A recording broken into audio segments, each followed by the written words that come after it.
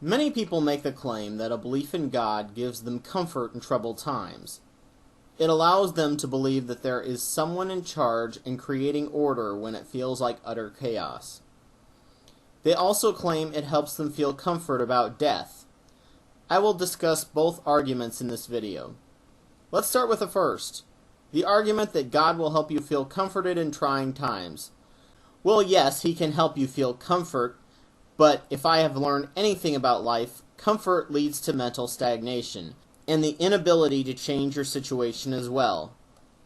A study showed that people who are told that they are being prayed for during surgery actually have a lower level of survival than those who weren't. My interpretation of the data is that these people, upon hearing it, took a very passive view on the surgery and said, "Well, it's in God's hands now, nothing I can do about it." The people who didn't think that they had backup from God had to actually do research and follow the advice of doctors and be aware of the harsh reality of the situation they were in and accept that it could happen, but fight kicking and screaming and taking their lives in their own hands. Comfort is something parents give to small children to help them feel safe. The feeling of safety is very important for small growing brains to learn. However, at some point one has to grow up and face reality. Comfort is very addicting, and it muddles the brain. It is a way to brush off or avoid thinking about problems or habits or ways of thinking you have, so you don't actually end up learning from your mistakes and may have the problem all over again. It took many bitch slappings from reality for me to learn to avoid most forms of comfort, except for my memory foam mattress, of course. Comfort makes us lazy and passive. Comfort is a weakness, which one can enjoy only if they have done everything else they can to ensure their own well-being. Children going through rough times can create an imaginary friend, which is a natural coping mechanism for brains so underdeveloped and limited in understanding of the world. It is a way of filling in a gap that will allow that child to still function in society even though something horrible happened and they can't understand what or why it happened. Primitive peoples ended up doing the same thing in the form of gods and spirits because of their limited understanding of the world. Now that we have knowledge by the truckloads, however, it is our responsibility to the people who sweated and labored to discover it for us to understand it and use it instead of relying on our imaginary friend to fill in the gaps of what we don't understand. However, as mentioned in the first video in the series, laziness is inherent, and the addiction to comfort is quite overwhelming if you're an addict. Now for everyone's favorite topic, death. People claim that because of God, they can have peace with death. According to the God Delusion by Richard Dawkins, way more Christians seem to fear death than atheists. That comfort about death is used by many as a way to just not have to think about it. People who have looked death in the face in a rational way and accept it, like a lot of atheists have, and many Christians, tend to be less fearful about it. Those who haven't studied it and thought about it want to postpone it at all costs, even at the cost of prolonged pain and suffering, because the unknown is so scary. Death is probably the only area of life where the normal rules of logic no longer apply. This is for two reasons. One, it is a huge paradigm shift, which I mentioned in my video, is always rough. The death of someone you love or just know is an information overload which will require you to rewrite your own concept of your life. It is highly hallucinogenic, as you now have to realize that you will never see that person again, and having the person no longer in your life against you or theirs is traumatic. And two, deep in our core is a fear of death, which seems to be programmed deep in our reptilian brain. It is so hardwired into us that overriding it takes some serious willpower. Otherwise, we would have accepted death too easily and our species wouldn't have survived. My stepdad began feeling stomach pains out of the blue, and 6 weeks later we found out he had stomach cancer.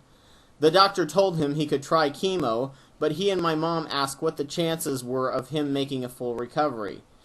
I have a feeling the doctor was surprised that he wasn't begging and pleading to hang on to life longer. He said the chances were highly unlikely, so they decided to try what they could in terms of nutrition and let what may come come. 6 weeks later, he died, being visited and surrounded by people who loved him. When I left him for the last time, his body weak and just hours away from death, I felt emotion that I was shocked at. I was mad at my mom for not convincing him to try chemo. I knew logically that they had made the right decision, and I am usually aware of my emotions and capable of not being controlled by them. This one was different. It was an emotion that was very primal. It was my fear of death, and it was something I had never experienced before. As much as I tried to shake it off, like I've learned to do with most emotions that can bring me down, this one I could not shake. I had to let myself hate, not around my mom, of course, and not fight it and let the emotion work itself out. I had to ride the emotion waves and acknowledge the emotion without letting it overwhelm me, as irrational as it was.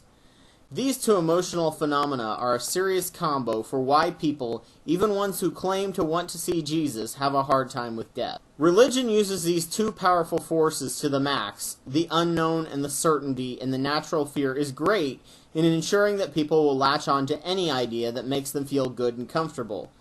People give reports of operating room resurrections, where they report seeing Jesus. What's funny is people of other religions see whoever it is that they expect to see as well in similar instances. People who are non-believers, according to religious people, especially fundamentalists, will see Jesus as well. Atheists, however, claim that they felt like they just fell asleep and were waking up. The reason everyone sees their holy person is that they expect to see that person. Oxygen deprivation of the brain causes delirium and hallucination of bright lights. Knowing you died causes high levels of emotion, and in this suggestive state and your preconceived biases, your imagination is open to anything. Remember that memories are not photographs, but constant rewrites with new perspectives added. In skeptical ghost hunting, if two people see what they believe to be a phenomena, they are not allowed to talk to each other until they get their statements of what happened down. If they talk together, it is quite possible that they will use the power of suggestion on each other and decide together what they saw, rewriting their initial memory of the experience. Most of the time, the stories do not match up when done this way, as opposed to if they get together and unknowingly collaborate their story because they want to believe that what they saw was supernatural.